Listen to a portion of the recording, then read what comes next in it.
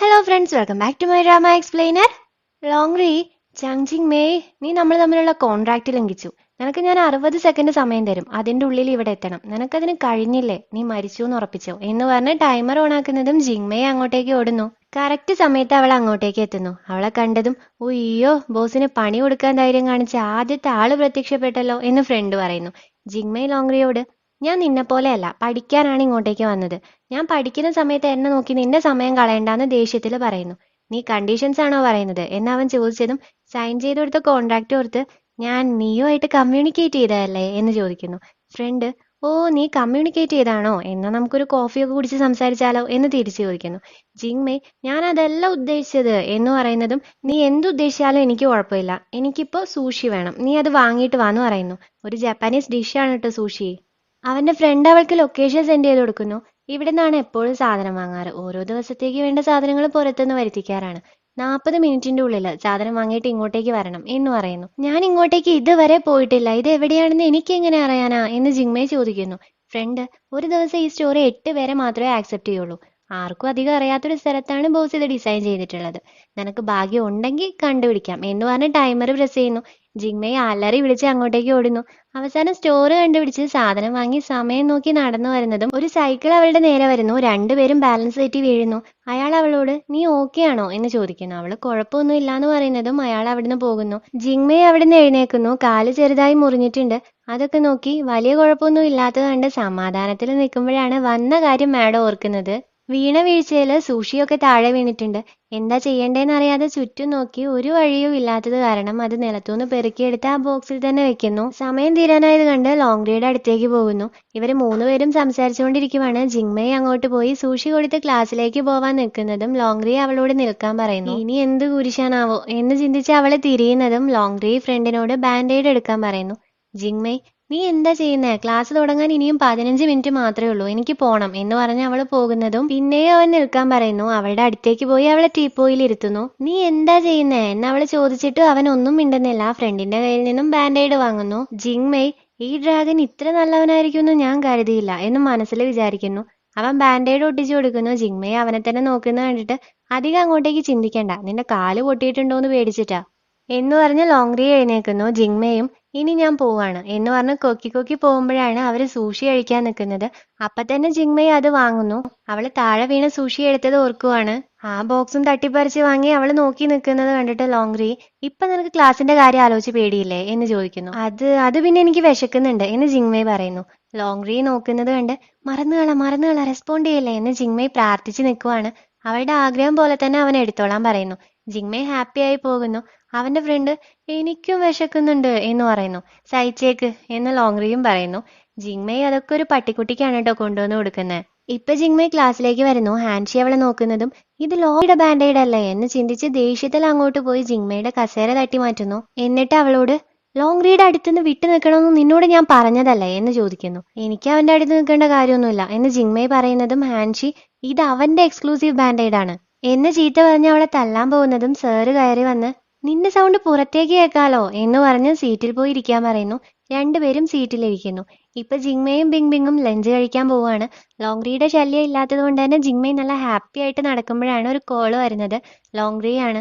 Correct സമയത്ത് തന്നെ Hanshi അങ്ങോട്ടേക്ക് വരുന്നു. ജിങ്മേയുടെ ഫോൺ വാങ്ങി നോക്കുന്നതും ലോങ്റി ആണെന്ന് കണ്ട് ഞാൻ നിന്നോട് പറഞ്ഞു ലോങ്റിയുടെ കാര്യത്തിൽ ഇടപെടരുതെന്ന്, നീ എന്നെ ശരിക്കും പ്രാന്താക്കുന്നുണ്ട് എന്ന് പറഞ്ഞ് ഫോൺ എറിഞ്ഞു പൊട്ടിക്കുന്നു. ജിങ്മേയ് അവളെ ചീത്ത പറയാൻ പോകുന്നതും അവളുടെ നല്ല മനസ്സ് ഏയ് നീ ഒന്നും പറയല്ല സഹിക്ക്, നീ ഒരു ഐഡലാണ്, ഒരു വീനസ് ഗേൾ ആണ്, നീ അത് മറന്നുപോയോ എന്ന് ചോദിക്കുന്നു. എന്നാ ചീത്ത മനസ്സ് ഐഡൽ ആയാലെന്താ, അവരും മനുഷ്യര് തന്നെയാണ്. രണ്ട് മനസ്സും തർക്കിച്ചുകൊണ്ടിരിക്കുവാണ്. ഇവിടെ ലോങ്റിയെ അവളെ വിളിച്ച് കിട്ടാത്ത ദേഷ്യത്തിൽ ഇരിക്കുവാണ്. അവന്റെ ഫ്രണ്ട് പുറത്തേക്ക് നോക്കുമ്പോഴാണ് ഹാൻഷി ജിങ്മേയെ ഉപദ്രവിക്കുന്നത് കാണുന്നത്. അത് കണ്ടതും ഇത് ജിങ്മേയ് അല്ലേ എന്നവൻ ചോദിക്കുന്നു. ലോങ്റിയും അത് നോക്കാൻ പോകുന്നു. ഹാൻഷി അവളെ എത്ര തന്നെ ഉപദ്രവിച്ചിട്ടും തിരിച്ച് പ്രതികരിക്കാത്തത് കണ്ട് ദേഷ്യത്തിലെ ജിങ്മയെ തല്ലാൻ പോകുന്നതും ലോങ്റി വന്ന് കൈ പിടിച്ചു വെക്കുന്നു. ഹാൻഷി ഞാൻ വെറുതെ ഇവളൊരു പാഠം പഠിപ്പിക്കുകയായിരുന്നു എന്ന് പറയുന്നത് എന്റെ ആളുകളെ കാര്യം പഠിപ്പിക്കുന്നത് ഞാൻ മാത്രമാണ്, മറ്റുള്ളവരെ അവരെ തൊടാൻ പോലും പാടില്ല എന്ന് പറയുന്നു. അവളെ എക്സ്പ്ലെയിൻ ചെയ്യാൻ നോക്കുന്നതും ഞാൻ നിനക്ക് 3 സെക്കൻഡ് സമയം തരും, അതിന്റെ ഉള്ളിൽ ഇവിടുന്ന് പൊക്കോ എന്ന് ലോങ്റി പറയുന്നു. ഹാൻഷി ജിങ്മയെ നോക്കി ദേഷ്യത്തിൽ അവിടുന്ന് പോകുന്നു. ജിങ്മേ ഇതൊക്കെ കണ്ട് ഇവൻ എന്തിനാ എന്നെ രക്ഷിച്ചേ, ഇതൊക്കെ കാണുമ്പോ ഇവന്റെ മസിലൊക്കെ കുറെ ഡെവലപ്പ് ആയതുപോലെയുണ്ട്. ഓ, ചിന്തിച്ച് ചിന്തിച്ച് ഞാൻ ക്ഷീണിച്ചു എന്നൊക്കെ വിചാരിച്ച് നിൽക്കുമ്പോഴാണ് ലോങ്റി അവന്റെ ഓവർകോട്ട് ഊരി അവളെ പുതപ്പിക്കാൻ നിൽക്കുന്നത്. ജിങ്മയെ അവനെ തന്നെ നോക്കുന്നുണ്ട്. നീ അധികം ചിന്തിക്കൊന്നും വേണ്ട. ഒരു മാസ്റ്റർ എന്ന നിലയ്ക്കാണ് ഞാൻ നിന്നെ രക്ഷിച്ചത്. നീ തകർന്നു പോയാ പിന്നെ ഞാൻ ആരെയാ കുറ്റപ്പെടുത്തുക? അത് ഓർത്തു വെച്ചോ എന്ന് പറഞ്ഞ് അവിടുന്ന് പോകുന്നു. ജിങ്മയെ താങ്ക്സ് പറയുന്നു. ലോങ്റിയുടെ ഫ്രണ്ട്സ് ഇതൊക്കെ കണ്ട് കിളി പോയി നിൽക്കുവാണ്. ലോങ്റിയും അവളുടെ താങ്ക്സ് കേട്ട് കാണാം എന്ന് പറഞ്ഞ് സ്മൈൽ ചെയ്തു പോകുന്നു. അവന്റെ ഫ്രണ്ട്സ് ഇപ്പോഴും അതിനെക്കുറിച്ച് തന്നെയാണ് സംസാരിക്കുന്നത്. ഇതൊക്കെ കാണുമ്പോ അവൻ പറഞ്ഞതുപോലെ തന്നെ ആയിരിക്കും ചിലപ്പോ. അല്ലല്ല, അവൻ എവിടെ നിൽക്കുന്നു എന്നുള്ളതാണ് ഇതൊക്കെ കാണിക്കുന്നത്. അല്ലെങ്കിലും ആളുകൾ പെട്ടെന്ന് തെറ്റിദ്ധരിക്കും എന്നൊക്കെ രണ്ടുപേരും ചർച്ച ചെയ്യുവാണ്. ലോങ്റി പൊട്ടത്തരം പറയാതെ മിണ്ടാതിരിക്കെ, ഫുഡിന് സമയമായി എന്ന് പറയുന്നു. അവന്റെ ഫ്രണ്ട്, ഇന്ന് ഈവനിങ് എനിക്കൊരു കോൺഫറൻസിൽ പങ്കെടുക്കാനുണ്ട്, അതുകൊണ്ട് നിന്റെ കൂടെ ഇന്ന് നിൽക്കാൻ പറ്റില്ല എന്ന് പറയുന്നു. ലോങ്റി ഓക്കെ പറയുന്നതും അവൻ അവിടുന്ന് പോകുന്നു. മറ്റവൻ, ഞാനുണ്ടാകും മാസ്റ്റർ എപ്പോഴും എന്ന് പറയുന്നതും അവനൊരു കോള് വരുന്നു. കോൾ അറ്റൻഡ് ചെയ്തതും, ഹലോ നാൻസി, ഞാൻ സ്കൂളിലാണ്, നീ എൻട്രൻസിന്റെ അവിടെ ഉണ്ടോ എന്ന് ചോദിച്ച് ലോങ്റിയെ നോക്കുന്നതും, എനിക്ക് ഉച്ചയ്ക്ക് ശേഷം കുറച്ച് പരിപാടികളുണ്ട്, നീ പൊക്കോ എന്ന് പറഞ്ഞ് അവനെ പറഞ്ഞയക്കുന്നു. ഇപ്പൊ ലോങ്റിക്ക് ഒറ്റയ്ക്കായതുപോലെ തോന്നുന്നു. സോ ഫോൺ എടുത്ത് ജിങ്മയ്ക്ക് കോൾ ചെയ്യാൻ നിൽക്കുന്നു. സെർവന്റ് എന്നാണ് പേര് സേവ് ചെയ്തിട്ടുള്ളത്. പിന്നെ കോൾ ചെയ്യണ്ടെന്ന് വിചാരിക്കുന്നു. പിറ്റേന്ന് ജിങ്മയെ ചുങ്ഷിയെ മീറ്റ് ചെയ്യാൻ പോവാണ്. നല്ല ഹാപ്പി ആയിട്ടാണ് വരുന്നത്. ബട്ട് വന്നതിലും വേഗത്തിൽ തിരിയുന്നു. വേറെ ഒന്നും അല്ല, കാരണം ലോങ്റിയെ കണ്ടിട്ടാണ്. ലോങ്റി, നീ വീക്കെൻഡിലും പുറത്ത് തന്നെയാണല്ലോ എന്ന് ചോദിക്കുന്നു. എനിക്കിന്നൊരു പ്രധാനപ്പെട്ട കാര്യമുണ്ട്, എനിക്ക് പോണം എന്ന് ജിങ്മയെ പറയുന്നു. ഞാനാണ് നിന്റെ പ്രധാനപ്പെട്ട കാര്യം, വന്ന് കാറിൽ കയറ് എന്ന് പറഞ്ഞാൽ അവളെ കാറിൽ കയറ്റുന്നു. ഒരു ഷോപ്പിംഗ് മോളിലേക്കാണ് വരുന്നത്. അവിടെയുള്ള ടെക്സ്റ്റൈൽസിലേക്ക് കൊണ്ടുവരുന്നതും ജിങ്മയെ, ഇതെന്താ ഇങ്ങോട്ടേക്ക് വന്നേ എന്ന് ചോദിക്കുന്നു. ഈ ഡ്രസ്സ് ചേഞ്ച് ചെയ്യണം എന്ന് അവൻ പറയുന്നു. അവൾ അത് എതിർക്കുന്നതും, ആവശ്യമില്ലാത്ത റെസ്ട്രിക്ഷൻസ് പറയണ്ട എന്ന് പറഞ്ഞ് അവൾ അവിടെ ഇരുത്തുന്നു. അവൻ ഡ്രസ്സ് സെലക്ട് ചെയ്യുന്നു. ജിങ്മേയ് നേരം വൈകിയ മോശമാണല്ലോ എന്ന് ചിന്തിച്ച് ലോങ്റിയെ നോക്കുന്നു. അവൻ ശ്രദ്ധിക്കുന്നില്ല എന്ന് കണ്ട് എഴുന്നേക്കുന്നതും കറക്റ്റ് അവൻ അത് കാണുന്നു. നീ എങ്ങോട്ടേക്കാ പോകുന്നേ എന്ന് ലോങ്റിയെ ചോദിക്കുന്നു. ജിങ്മേയ്, അത് പിന്നെ കുറെ നേരമായല്ലോ ഇങ്ങനെ ഇരിക്കുന്നത്, ഞാൻ എന്തെങ്കിലുമൊക്കെ ചെയ്യട്ടെ എന്ന് പറഞ്ഞ് പുതിയ ലൊക്കേഷൻ ചുങ്ഷിക്ക് സെൻഡ് ചെയ്യുന്നു. ലോങ്റി ഇപ്പൊ അവളോട് ഡ്രസ്സ് ചേഞ്ച് ചെയ്യാൻ പറയുന്നു. അവൾ ഓക്കെ പറഞ്ഞ് ട്രയൽ റൂമിലേക്ക് കയറുന്നു. ആദ്യം ഒരു ഡ്രസ്സ് ഇട്ട് കാണിക്കുന്നു, അവനത് ഇഷ്ടാവുന്നില്ല. പിന്നെയും കാണിക്കുന്നു, അതും അവന് ഇഷ്ടാവുന്നില്ല. പിന്നെയും ഇത് തന്നെ അവസ്ഥ. ഇപ്പൊ ഒരു ഡ്രസ്സ് ഇട്ട് അവള് പുറത്തേക്ക് വരുന്നതും, ഞാൻ വന്നിട്ടുണ്ട് എന്ന് പറഞ്ഞ് ചുങ്ഷി മെസ്സേജ് അയക്കുന്നു. ജിങ്മേ ലോങ്റിയെ നോക്കുമ്പോൾ അവൻ ഫോണിൽ എന്തോ കാര്യമായ പണിയിലാണ്. അവള് സൗണ്ട് ഉണ്ടാക്കാതെ ട്രയൽ റൂമിൽ നിന്നും ഇറങ്ങി ഡോറ് ക്ലോസ് ചെയ്ത് പോകുന്നു. മീറ്റ് ചെയ്യാൻ ഉദ്ദേശിച്ച സ്ഥലത്തെത്തിയതും അവനോട്, നീ എവിടെ എന്ന് ചോദിക്കുന്നു. ചുങ്ഷി നേരെ നടക്കാൻ പറഞ്ഞ് വഴി പറഞ്ഞു കൊടുക്കുന്നു. അവൻ പറയുന്നതിനനുസരിച്ച് അവൾ നടക്കുന്നു. അവിടെ ബുക്സിന്റെ കൂട്ടത്തിൽ ഒരു പിക്ചർ ഉണ്ട്. അത് ജിങ്മയ്ക്കുള്ള ചുങ്ഷിയുടെ ഗിഫ്റ്റ് ആണ്. ജിങ്മയെ അത് എടുത്തു നോക്കുന്നു. അടുത്താരോ വന്നതുപോലെ തോന്നി അങ്ങോട്ടേക്ക് നോക്കുന്നതും ചുങ്ഷിയെ കണ്ട് കിളി പോകുന്നു. ഉറപ്പ് വരുത്താനായി, ചുങ്ഷിയാണോ എന്ന് അവൾ ചോദിക്കുന്നു. അവൻ യെസ് പറഞ്ഞ്, നിന്നെ ഇമാജിൻ ചെയ്ത് വരച്ചതാണെന്ന് പറയുന്നു. ഇപ്പൊ അവര് സംസാരിക്കാനിരിക്കുമ്പോഴാണ് ചുങ്ഷി അവളുടെ ഡ്രസ്സിലെ പ്രൈസ് ടാഗ് കാണുന്നത്. ഇതെന്താ എന്നവൻ ചോദിക്കുമ്പോഴാണ് ജിങ്മയ്ക്ക് ആ ഒരു കാര്യം തന്നെ ഓർമ്മ വരുന്നത്.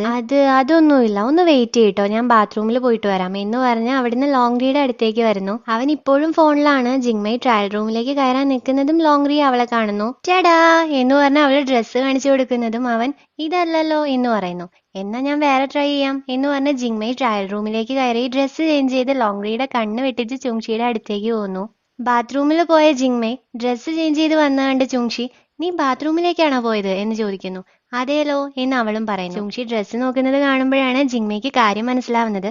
ബൈ ദ വേ, ഞാനൊരു സ്കേർട്ട് വാങ്ങി, എങ്ങനെയുണ്ട് എന്ന് ചോദിക്കുന്നു. നിനക്ക് നന്നായിട്ട് ചേരുന്നുണ്ട് എന്ന് അവനും പറയുന്നു. ഇപ്പൊ ജിങ്മയ്ക്ക് കോള് വരുന്നു. ലോങ്റിയാണ്. സോറി, എനിക്ക് കോൾ അറ്റൻഡ് ചെയ്യണം എന്ന് പറയുന്നു. അവനും ഓക്കെ പറയുന്നു.